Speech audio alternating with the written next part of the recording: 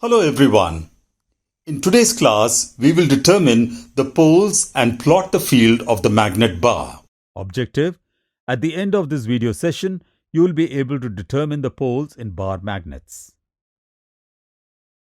Let's discuss the poles in magnets.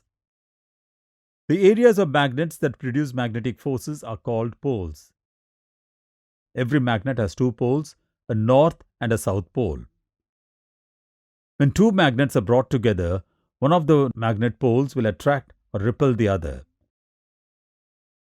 The same poles like north and north or south and south will repel each other, and the opposite poles like north and south or south and north will attract each other.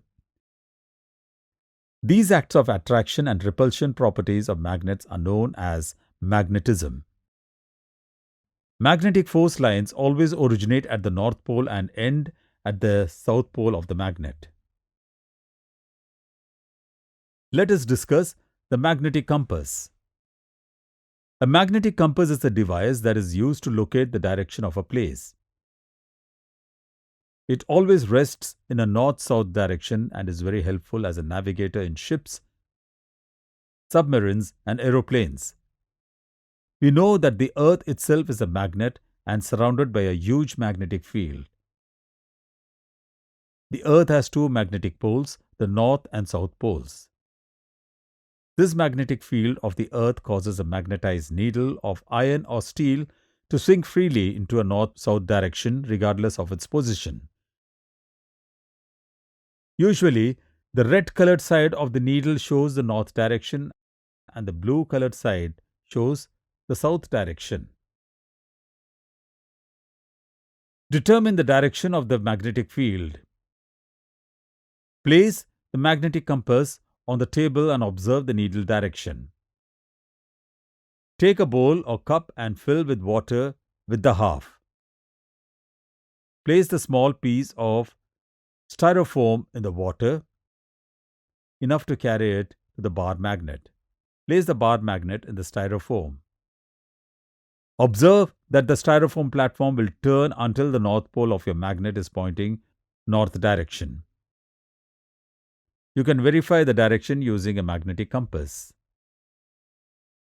Task 2. Determine the poles of the bar magnet.